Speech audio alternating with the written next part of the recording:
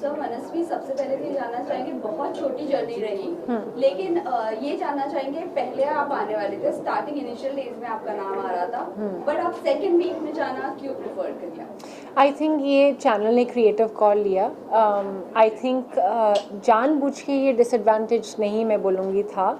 I think हो सकता है ये एडवांटेज के लिए भी किया हो कि इनको शो के बारे में ऑलरेडी पता हो फिर डालें, पर आई थिंक डिसएडवांटेज ये हो गया कि जब मैं गई वहाँ पे एक बहुत कंफ्यूजिंग लव ट्रायंगल चल रहा था जिससे पूरा घर ओवरशैडो हो गया। तो I think could have been a advantage as well, लेकिन वो डिसएडवांटेज बन गया बाद में जाना, but this was the channels creative call. Second question ये जानना चाहेंगे, आपने कहा था घर में जाते ही मुनव्वर के टीयर्स फेक है, फिर अभिषेक की फाइट जो लव एंगल को लेकर हो रही थी आपको वो भी फेक लगा था, और कौन कौन आपको फेक लग रहा था, और अगर आप इतने रियल थे तो आप इतने टाइम स्टे क्यों नहीं कर पाए? आई थिंक मुझे मन्नारा बहुत फेक लग रही हैं, यू नो बहुत उनकी ओवर एक्टिंग चल रही है ऐसी ऐसी, मुझे तो कुछ पता ही नहीं है, मैं तो बहुत इनोसेंट हूँ। मोलेस्टेशन जैसे वर्ड यूज़ कर सकती हैं वो और बोल सकती हैं कि मुझे मतलब ही नहीं पता था, कॉन्टेक्स्ट नहीं पता था, तो वो तो बहुत ही स्टूपिड है और बहुत फेक है।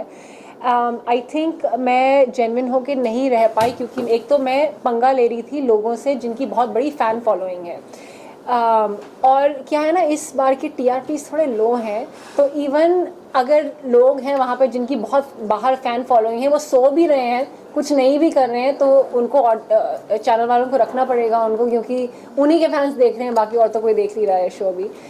तो मैं जेन्युइन थी, मैं हिला रही थी घर को, जैसे मुनव्वर जैसे स्ट्रॉन्ग प्लेयर जिनसे लोग पंगा नहीं लेना चाह रहे हैं उनको मैं कॉल आउट करने स्टार्ट कर रही थी स्टार्टिंग से। तो आई थिंक मैं जेन्युइन खेल रही थी, इसलिए मेरे पे अटैक भी हुआ। तो वो अनफॉर्चुनेट है कि मैं निकल गई, पर अगर मैं रहती शो को मैं और उसको हिलाती। जैसे दम का जो रूम था मेरे आने से पहले सभी सो रहे थे, एटलीस्ट कोई तो जागा, मैंने किसी एक बंदे को तो जगाया और मेरी वजह से दम का कमरा हिला। मुनव्वर ने कहा कि दम के रूम में 2 हफ्ते बाद फाइनली एक तो कोई दम वाला पर्सन आया है, तो और रहती तो और हिलाती, पर चलिए ऐसा हो गया। डिसअपॉइंटिंग था। आपको क्या लगता है किस वजह से जो है इतनी जल्दी सफर आपका? आई थिंक मेरे गेम में कमी नहीं थी कि सलमान सर ने भी ये बोला कि आप जब आई वो ओवर शैडो हो गया वो लव कन्फ्यूजन में, तो आई थिंक मेरे गेम में कमी नहीं थी, टाइमिंग गलत थी।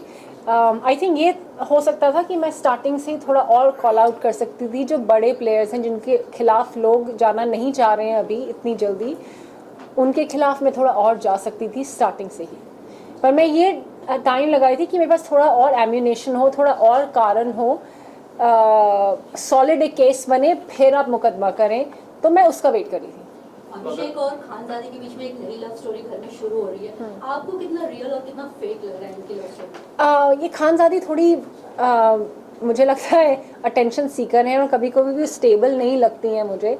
आई don't want comment in a disrespectful way, पर वो थोड़ी स्टेबल नहीं है, कुछ भी बोल देती हैं। जैसे पहले अभिषेक के, और ये चल क्या रहा है, मतलब पहले बोल दिया अभिषेक ने मुझे फिजिकली असॉल्ट किया, उनके ऊपर आरोप इतना सीरियस होता है ये आरोप कि उन्होंने मुझे फिजिकली असॉल्ट किया, जबकि वो उसके बेड पे आए भी नहीं, तो अभिषेक कैसे उसके साथ दोस्ती कर सकते हैं?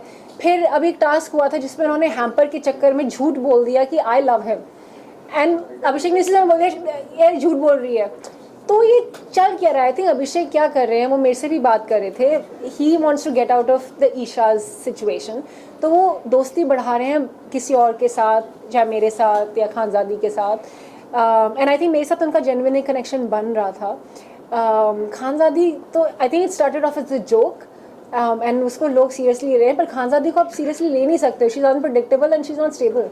पर आपको लगता है आपको और एफर्ट्स लगाने चाहिए थे कनेक्शन बनाने में, बिकॉज अगर ऐसा कुछ होता तो शायद आप और टाइम रह पाती, और अगर बनाती तो किससे बनाती? आई थिंक अभिषेक से अगर बनाती तो जेन्युइन थोड़ा होना चाहिए, एकदम से मिले हैं, आपको सेटल होने में टाइम लगता है, हमारा बन रहा था। आई थिंक हमारी बातचीत एक एस फ्रेंडशिप टाइप, एक लाइट फ्लोटेशन टाइप शुरू हुआ था, लेकिन एक हफ्ते में नहीं हो सकता। आप किसी को जानते ही नहीं हो, एक स्ट्रेंजर को मिले हो, तो फिर वो बहुत फेक होता अगर हम पर्पसली उसको करते हो।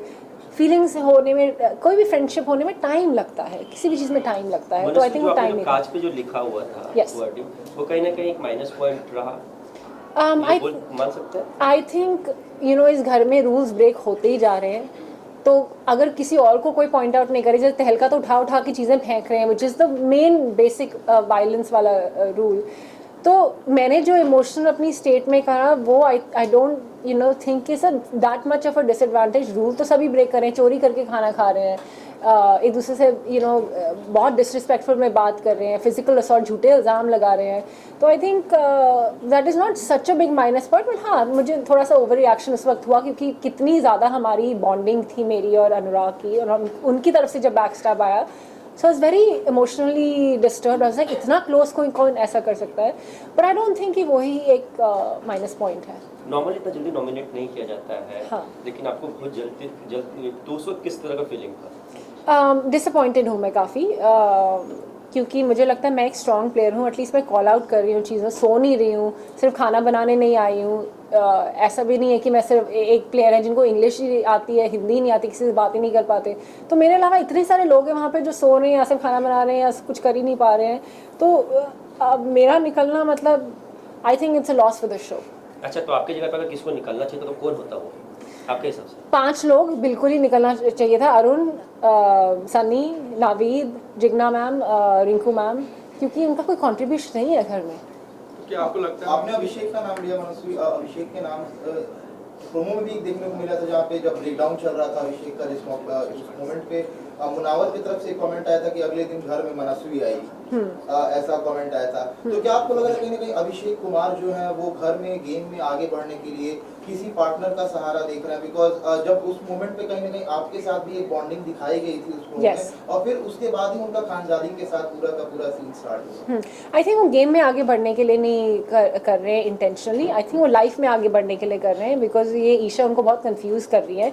तो उस इमोशन से बाहर निकलने के लिए किसी के साथ फ्रेंडशिप ट्राई कर रहे हैं ताकि थोड़ा दिल हल्का हो, बात कुछ डिफरेंट हो। तो I think that's the reason, not just game. I think उनका गेम खुद से ही बहुत स्ट्रॉन्ग है। मनस्वी, इसके अलावा रूल ब्रेक की बात करें तो फिर अभिषेक और सामंत की जो लड़ाई जो हुई कहीं ना कहीं वो एक नेक्स्ट लेवल तक चली गई, गाली गलौज तक चली, उस पर क्या टेक है?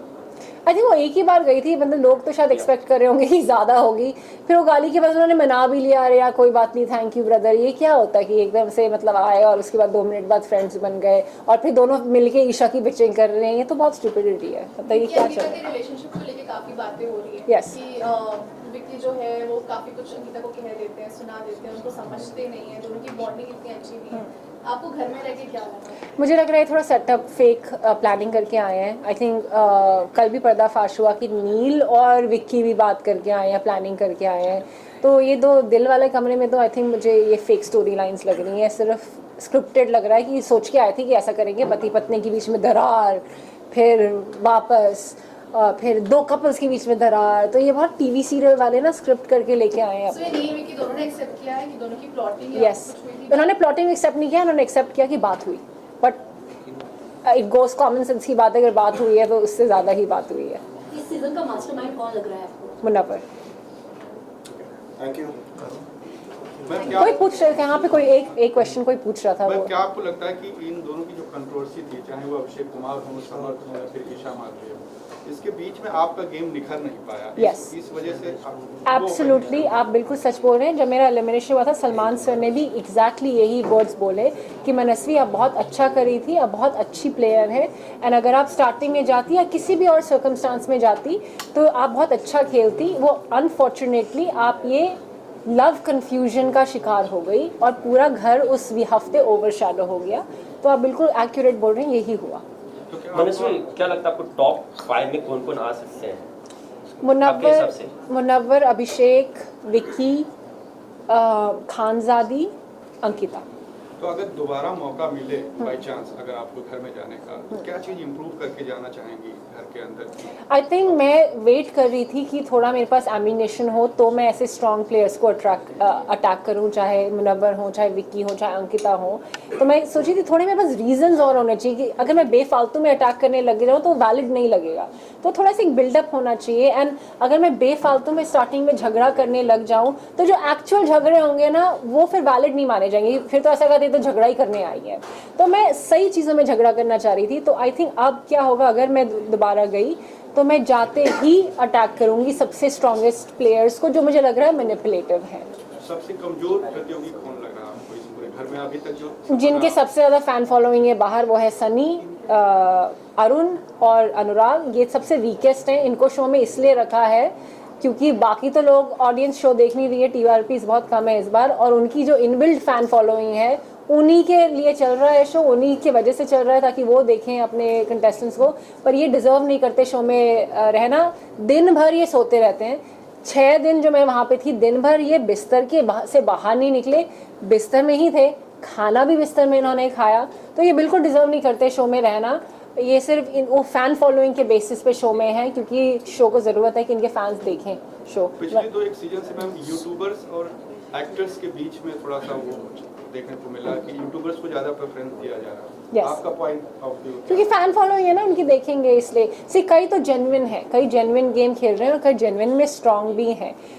लेकिन कई लोग तो बिल्कुल मतलब शो में कंट्रीब्यूशन क्या है आपका दिख ही नहीं रहे हो आप।